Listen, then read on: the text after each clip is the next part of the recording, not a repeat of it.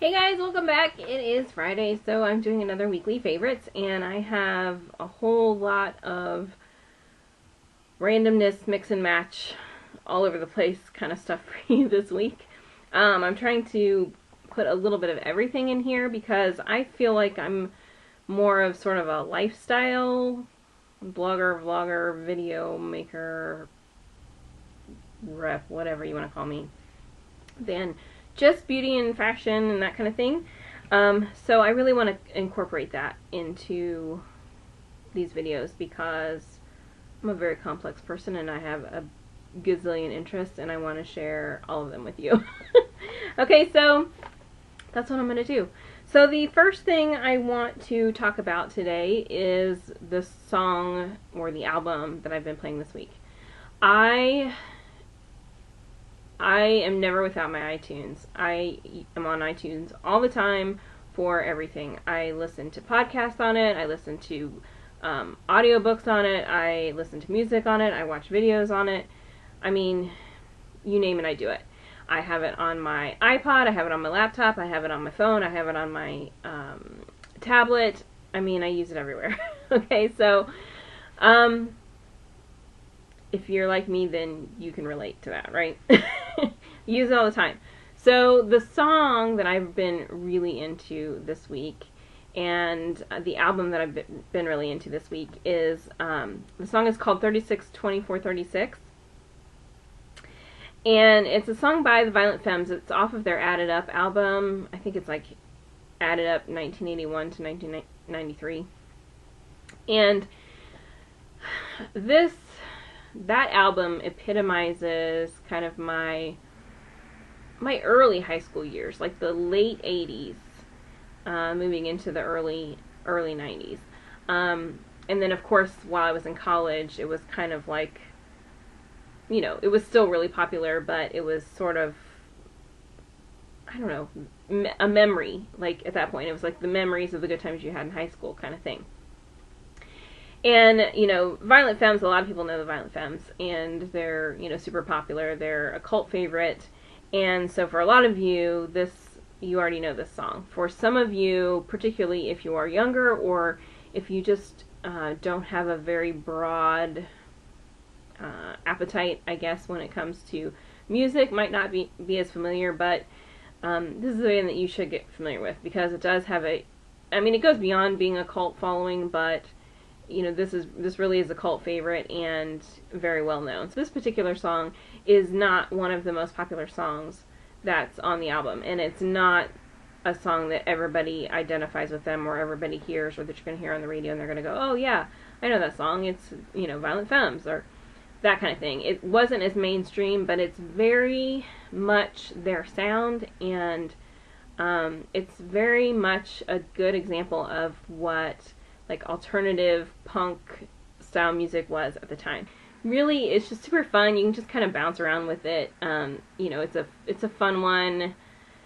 I mean, if you're not super protective of, you know, kids as far as song lyrics and that kind of thing, it's really a fun one that kids like to jump up and down to and have a good time with. And it really is a classic. It epitomizes the sound of Violent Femmes, and it's very punk reminiscent, and it's just a really fun kind of retro, I can't believe it's retro, but a really fun retro song if you're not familiar with the band.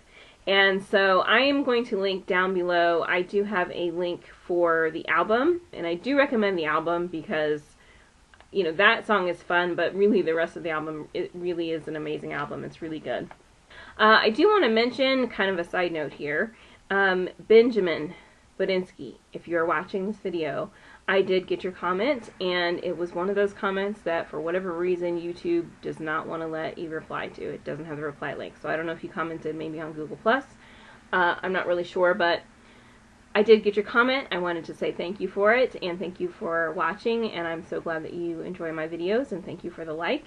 And I just wanted to acknowledge you because it's really frustrating to me when there's no little reply button there for us to reply back to people when they comment, and so I did not want to have you feel left out. So hopefully you see this, and I just wanted to say thank you, and I'm going to give you a little shout out. Okay, The next thing I want to talk about, this is what I've been reading on my Kindle or e-reader or, whatever you use. And it's a book that I listened to on iTunes not too long ago and then decided I wanted to read it. And so I'm reading it, electronically rather than by book. And it is Pride and Prejudice. And I know that a lot of you have seen the movie. Maybe you haven't. I know it's a classic. Some people are into classics, some people aren't.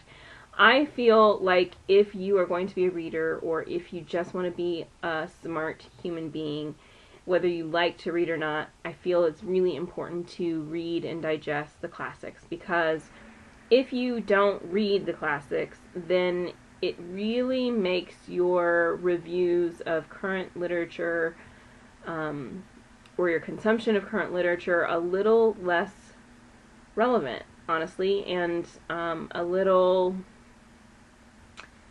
what's the word that I want to say? When you reach a certain age and somebody who is very young is excited about something because it's brand new to them and they think it's a brand new thing, and it's something that you have been there, done that, and it's just oh, isn't that cute? They're so young that they think this is something new and exciting, kind of thing. That's sort of how I feel when I see somebody do a book review that I can tell isn't really well read, or hasn't read the classics, or doesn't really have much to compare it to. And just by reading things, whether you have an interest in it or not, or whether you would want to read it or not, or whether it's your style of book or not, is still important. It makes you smarter. It makes you then more able to consume and to know what to do with the knowledge that you get from the types of books that you do enjoy reading. And it just makes you a smarter person overall. So if you're not into the classics, I would say read it anyway. Okay, so it's I'm reading Pride and Prejudice, and so I've listened to it, I've seen the movies, I wanted to actually read it for myself, and then I probably will buy the actual book after I read it electronically. I'm just reading it on the go. And it's one of those books that isn't necessarily my taste either, but I enjoy reading pretty much anything, and I take what I need from pretty much any kind of book, and I gain knowledge from everything that I read. So I've really been enjoying kind of reading it word for word. It's so interesting to see how much our language has changed in really what hasn't been that long of a period of time. So if you're hesitant to read it, I would say do it anyway. Even if you only read a chapter a day, the chapters are very short. You can get through them in about 5 minutes. Especially with an e-reader, when you're just doing it on the go. So, read it when you're in the bathroom. I don't care. Just get through it. And if you are a lover of, classic literature, or if it's just one that you have always wanted to read and haven't, or just haven't gotten to yet, then get on it, And if it's one that you've already read, read it again. Because it's so easy to be able to read something on the go these days. You can put it on your phone, your tablet, your laptop, all the things that I listed before. Some MP3 players have other capabilities as well where you can add books to them as well. So whatever you need to do it. And I'm going to leave a link for Pride and Prejudice down in the information bar below as well. Okay, so that's my sort of electronic stuff that I have been all over this week, and then I have been reading a physical book. You guys know that every day I do daily devotionals, so I read a couple chapters, usually about 4 chapters from the Bible. Then I read my daily devotional, and then I read a chapter from a physical book, just a book that I want to read. So what I'm reading right now is actually a children's book or a young adult book. You're going to find it, probably older elementary school kids would be reading, maybe a junior high kid would be reading it, kind of in that age range. It used to be called The Lost Years of Merlin, but there are so many books now in the series that they have changed the name, so they're all called Merlin, and then they all have a subtitle. So this is Merlin Book 1, The Lost Years is what it's called now. And from my gathering so far, because I'm just barely into it, you can see there where my little bookmark is. There is, historically speaking, people who research Merlin and the idea of Merlin and the stories of Merlin. Apparently, there is a period of time where we don't have information about him. And at least is my understanding from what the author wrote. I did read the author's note and that sort of thing. So apparently there's kind of a period of time when Merlin was younger that there just aren't stories about. So what this author, who is T.A. Barron, is doing is basically sort of filling in the gap. He's writing stories to sort of fill in that time. And this particular story, starts off with Merlin. He's probably, he's like an early teenager, maybe like, not late tween. He's probably early age teenager. And the book starts off with him being in a situation, and of course I'm not going to tell you anything about it because I want you to go read it yourself.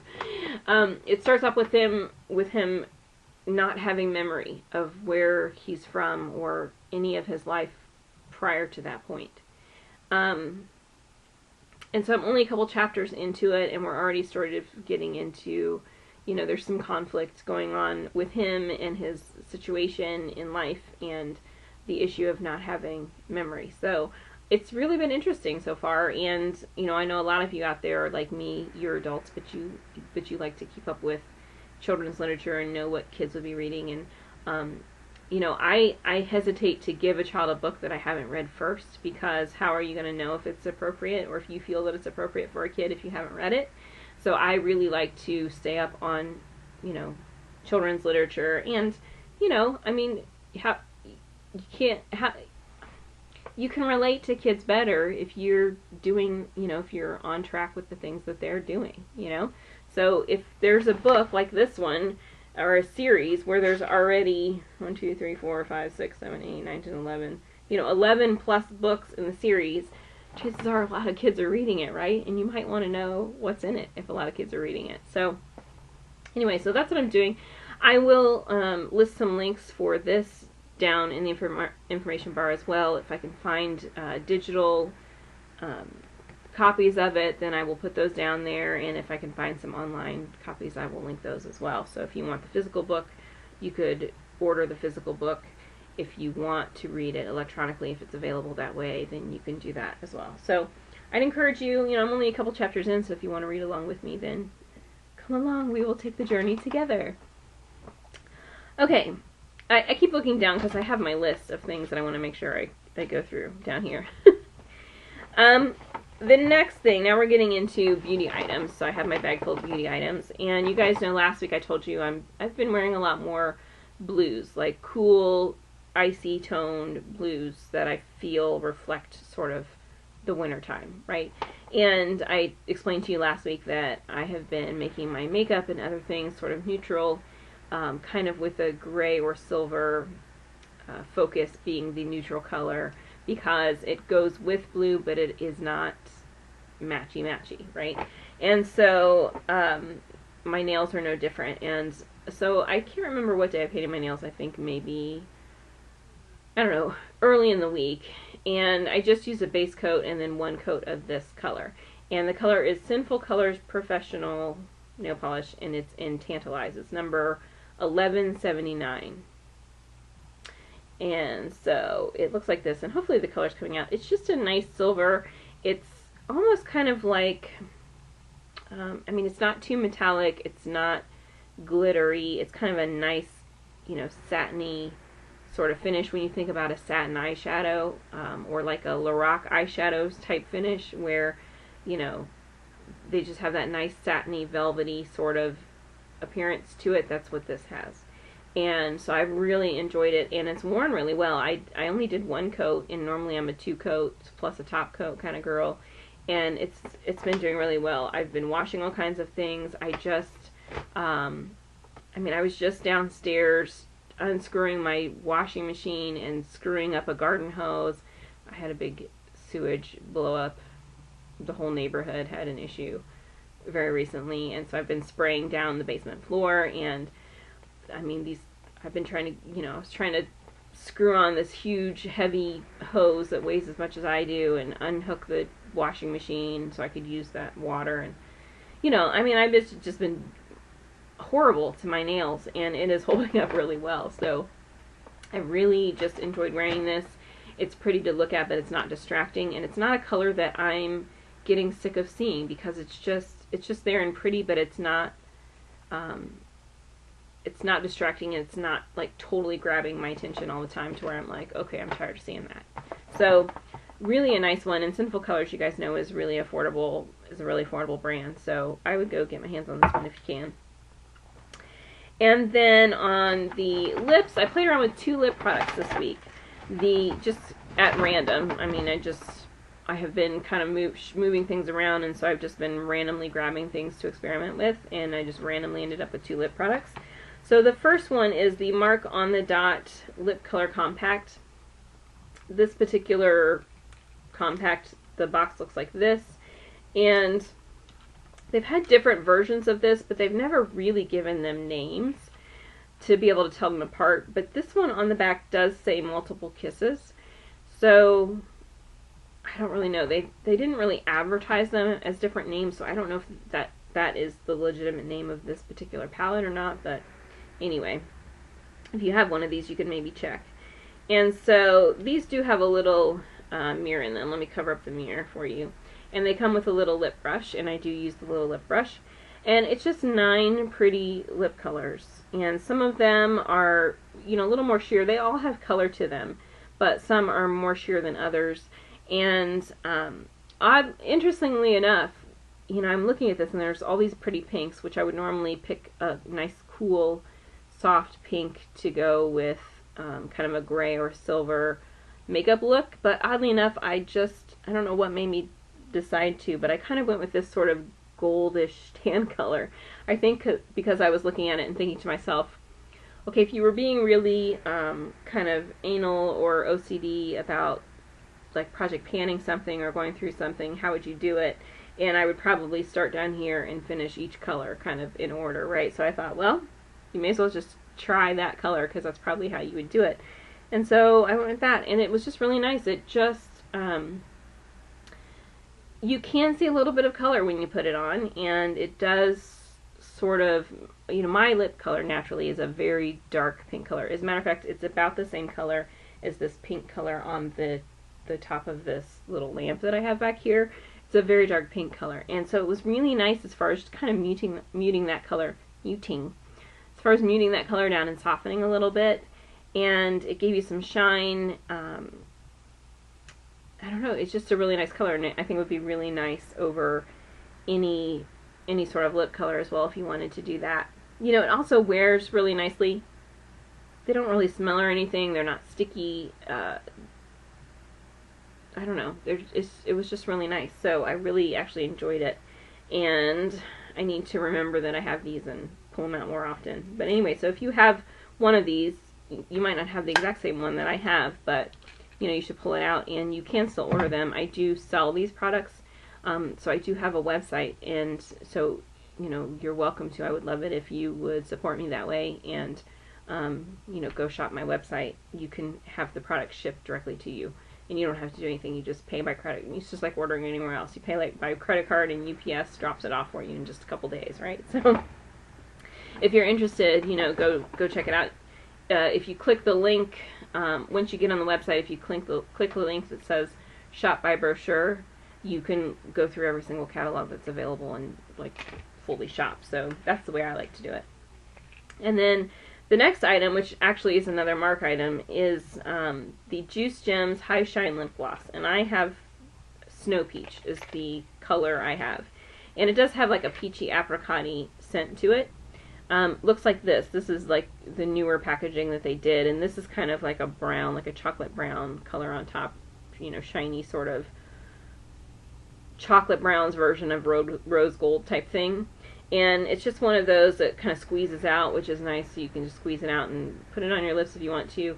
But what I really like about that is you can squeeze some out and get it on a lip brush, and then you're not contaminating, you know, or you can put some on your hand, that kind of thing. But a really nice applicator, and I have this on right now actually, and I don't have any other products, so you can see my lip color, you know, through it. But it does kind of, you can see it's giving a little shine, it's muting my color just a little bit, and you know, just really pretty. It has that scent to it. The only thing I will say about this one is I feel like sometimes I can sort of taste it, and it's like this peach. It's because I can smell it, right? So it's like, at first, when I first put it on, it's kind of like, it has sort of a weird scent-ish flavor. The scent is nice. The kind of flavor that I get from it a little bit is different, but, you know, not everybody experiences flavor with everything they try. It's just the way that my lips are that sometimes I get a hint of the taste of a product that I didn't intend to taste. But anyway, so that's the only interesting thing, but, you know, you get a ton of product in these. I don't know if you can see the little bubbles in it. It's just kind of neat. It's fun packaging. So, anyway, I've really enjoyed using that this week as well. The last product, I'm not really sure what to tell you about yet. This is the L'Oreal Paris Advanced Hair Care. It's the Smooth Intense Extreme Straight Cream with oleokeratin. Up to 450 degrees Fahrenheit heat protection. 72 hours of smooth frizz control. And this is intense cream, unmanageable frizzy hair. Now, I don't necessarily have unmanageable frizzy hair. And it's winter time, so you know, humidity's not really affecting me either. On the back it says, instantly penetrates to silken and straighten with nourishing care, helps ease blow drying and flat ironing as it protects from heat up to 450 degrees Fahrenheit, tames even overworked unmanageable hair. So, part of why I don't know for sure what to tell you about this is because I also started using a shampoo and conditioner that I have a sample of this week that I know for sure has really given me some effects that I definitely know is the shampoo and conditioner. And because I'm seeing such, I wouldn't say dramatic effects, but normally I don't really see much effect from hair care products anymore at all. I'm almost never wowed by hair care products at all, ever.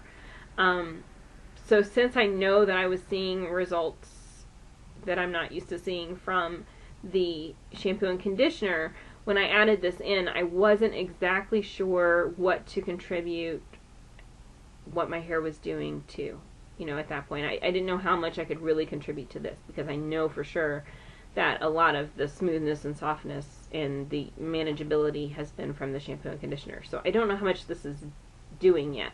So I need to use this some more when I'm back to using just kind of my everyday shampoo and conditioner and see if I can tell the difference, you know, at that point with what I normally use every day. But I just use a little bit. I think this tells you to put in, yeah, a quarter size amount. I don't use that much. I use maybe like somewhere between a diamond and nickel size amount because I really don't have that much hair. It smells really nice. It kind of has a fruity scent. It doesn't necessarily come out like a super duper thick cream, but when you go to kind of rub it in your hands, it does have kind of like a thick, I don't want to say tackiness to it, but there is like a little hefty consistency to it, and you kind of just sort of work it through. It's not nearly as creamy to work through as I was expecting. It does work through your hair nicely. It's easy to put in, but it's a little thicker. I was a little surprised actually at the consistency.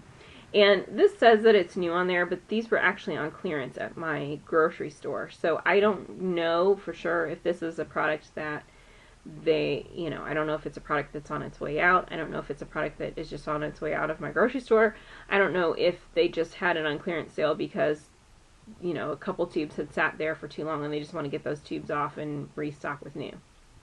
I'm not really sure. But anyway, it seems nice.